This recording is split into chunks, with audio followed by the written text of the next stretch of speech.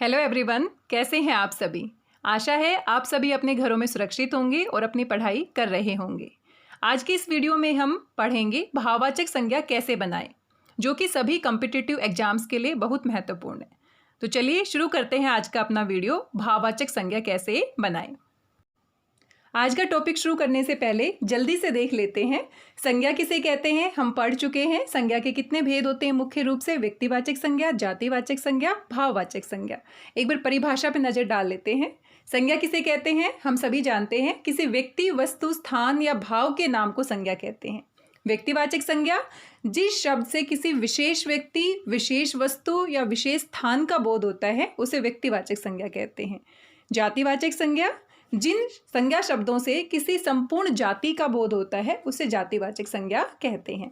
और जिन शब्दों से किसी व्यक्ति, स्थान, वस्तु के गुण, दोष, दशा या अवस्था का बोध होता है उसे हम भाववाचक संज्ञा कहते हैं। ये सारी परिभाषाएं हम पिछले वीडियो में देख चुके हैं। तो आज की वीडियो में हमारा मेन टॉपिक है भाववाचक संज्ञा कैसे बनाई जाए। भाववाचक संज्ञा को बनाने के लिए किस किस तरह से हम भाववाचक संज्ञा बना सकते हैं। भाववाचक संज्ञा शब्दों को हम मुख्य रूप से 5 प्रकार के शब्दों से बना सकते हैं। सबसे पहले जातिवाचक संज्ञा शब्दों से हम भाववाचक संज्ञा बना सकते हैं। दूसरा, सर्वनाम शब्दों से भी हम भाववाचक संज्ञा बना सकते हैं। विशेषण शब्दों से भी हम भाववाचक संज्ञा बना सकते हैं। क्रिया शब्दों से भी हम भाववाचक संज्ञा बना सकते हैं। और 5वां है क्रिया विशेषण शब्दों से। आगे देखते हैं किस किस प्रकार इन शब्दों से हम भाववाचक संज्ञा बना सकते हैं। सबसे पहले जानते हैं जातिवाचक संज्ञा शब्दों से भाववाचक संज्ञा बनाना। आप देख सकते हैं जातिवाचक संज्ञा के जो शब्द होते हैं उनसे हम भाववाचक संज्ञा में परिवर्तन कर सकते हैं।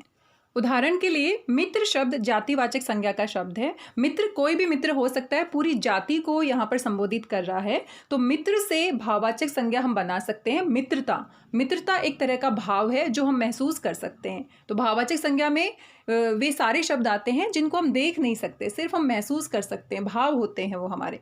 व्यक्ति हमारा जातिवाचक संज्ञा है, कोई भी व्यक्ति हो सकता है। व्यक्ति पूरी जाति को यहाँ पर प्रदर्शित कर रहा है। और व्यक्ति से हम व्यक्तित्व बना सकते हैं भाववाचक संज्ञा। व्यक्तित्व यानी कि हमारी पर्सनैलिटी, जिसको हम महसूस कर सकते हैं। हम कहते हैं कि उसका व्यक्तित्व बहुत प्रभावशाली है, यानी कि उसकी जो पर्सनैलिटी है वो बहुत दमदार है। उसको हम व्यक्ति को देख सकते हैं लेकिन पर्सनैलिटी जो उसकी है उसको हम महसूस कर सकते हैं। आगे है पशु। पशु पूरी जाति का बोध करा रहा है, जातिवाचक संज्ञा है। पशु से हम बना सकते हैं पशुता। पशुता यानी जानवरों के जैसे गुण होना, उसको हम पशुता कहते हैं। ईमान से ईमानदारी, पंडित से पांडित्य। तो जो भाववाचक संज्ञा के शब्द हैं वो सारे भाव हैं जिनको हम महसूस कर सकते हैं। एक तरफ जातिवाचक संज्ञा के उदाहरण है और एक तरफ भाववाचक संज्ञा के उदाहरण है, आप देख सकते हैं। दास से हम दासता बना सकते हैं, सज्जन से सज्जनता बना सकते हैं, देव से देवत्व बना सकते हैं, मानव से मानवता, बच्चा से बचपन। बच्चा जातिवाचक संज्ञा है लेकिन बचपन का जो भाव है महसूस कर सकते हैं वो भाववाचक संज्ञा है। बूढ़ा से बुढ़ापा, शत्रु से शत्रुता, लड़का से लड़कपन, माता से मातृत्व, शिक्षक से शिक्षा। शिक्षक पूरी जाति का बोध कराता है लेकिन शिक्षा यहाँ पर भाव है। नेता से नेतृत्व। इन सभी शब्दों में हमने एक बात नोटिस की है कि यहाँ पर ज़्यादातर हमने प्रत्यय का प्रयोग किया है। ता प्रत्यय लगाया है, त्व प्रत्यय लगाया है, आरी प्रत्यय लगाया है, त्य प्रत्यय लगाया है, पन प्रत्यय लगाया है और साथ में आ प्रत्यय लगाया है। तो इस तरह प्रत्यय का प्रयोग करके हम जातिवाचक संज्ञा से भाववाचक संज्ञा बना सकते हैं। इसी प्रकार हम सर्वनाम शब्दों से भी भाववाचक संज्ञा बना सकते हैं। अपना से अपनापन, पराया से परायापन, निज से निजत्व, आप से आपा, मम से ममत्व। इसी प्रकार हम सर्वनाम शब्दों से भाववाचक संज्ञा बना सकते हैं। हम एक बात नोटिस कर रहे हैं कि बाद में जो प्रत्यय लग रहे हैं वो ज़्यादातर रिपीट हो रहे हैं। पीछे भी हमने देखा था पन प्रत्यय लगा था, त्व प्रत्यय लगा था, आ प्रत्यय लगा था और यहाँ पर कार प्रत्यय लगा है। तो इस तरह से कुछ विशेष प्रत्यय हैं जिनको लगाने से ज़्यादातर हम भाववाचक संज्ञा शब्द बना सकते हैं।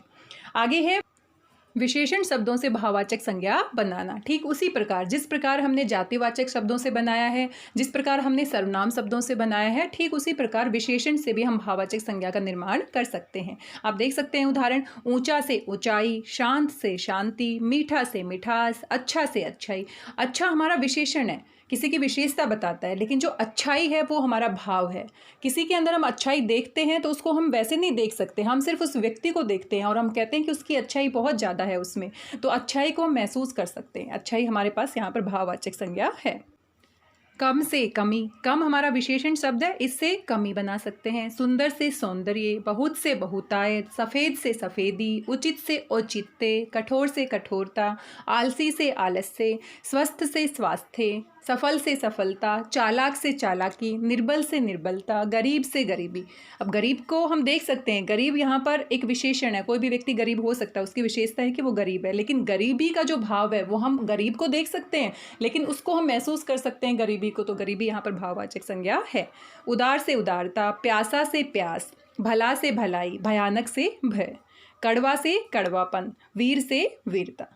तो इस तरह हमने देखा विशेषण शब्दों से हम किस प्रकार प्रत्यय का प्रयोग करके, कुछ विशेष प्रत्यय का प्रयोग करके भाववाचक संज्ञा का निर्माण कर सकते हैं। बहुत सारी परीक्षाओं में इस तरह के शब्द पूछे जाते हैं, आपको शब्द दे दिया जाता है और आपसे बोला जाता है कि भाववाचक संज्ञा बनाइए। तो इस तरह से आप प्रत्यय का प्रयोग करके अनेक प्रकार के शब्दों से भाववाचक संज्ञा बना सकते हैं। आगे हम देखते हैं क्रिया शब्दों से किस प्रकार भाववाचक संज्ञा बना सकते हैं। सभी का एक ही तरीका है, हम प्रत्यय का प्रयोग करके अनेक प्रकार के शब्दों से भाववाचक संज्ञा बना सकते हैं। थोड़ा सा अभ्यास करेंगे तो हमारी प्रैक्टिस हो जाएगी।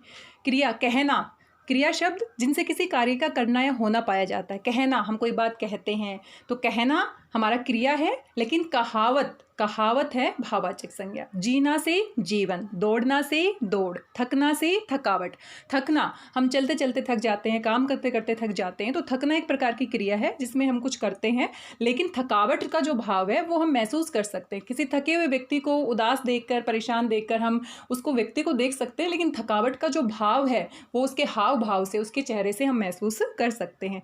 मिलना से मिलाप, बढ़ाना से बढ़ोतरी, मुस्कुराना से मुस्कान, कमाना से कमाई, चलना से चाल, हंसना से हंसी। हंसना, हंसना एक प्रकार की क्रिया है। हंसना, रोना, चलना, उठना, बैठना, ये सारी क्रियाएं हैं जिसमें किसी कार्य के होने का भाव होता है। लेकिन जो हंसी है, हम किसी व्यक्ति को हंसता हुआ देख सकते हैं, तो हंसता हुआ व्यक्ति को हम देख रहे हैं, लेकिन हंसी का जो भाव है उसको हम महसूस कर रहे हैं।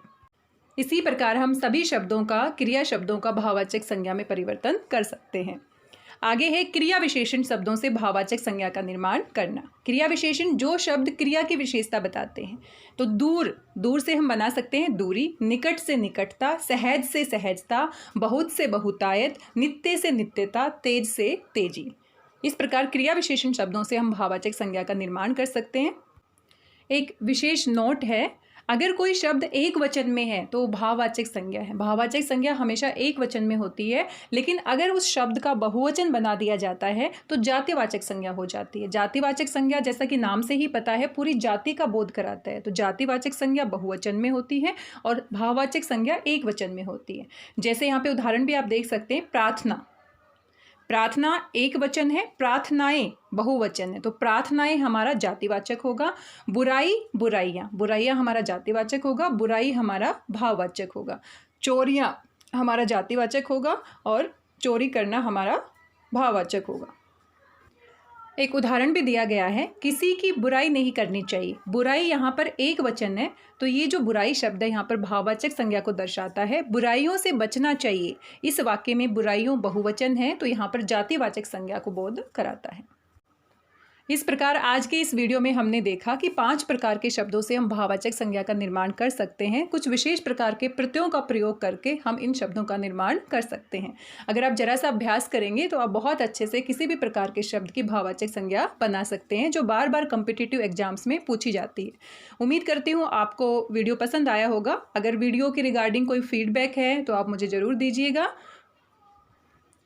मिलते हैं नेक्स्ट वीडियो में एक नए टॉपिक के साथ। तब तक हंसते रहिए, मुस्कुराते रहिए, अपना ध्यान रखिए, स्वस्थ रहिए, मस्त रहिए और पढ़ते रहिए। Thank you very much. Thank you.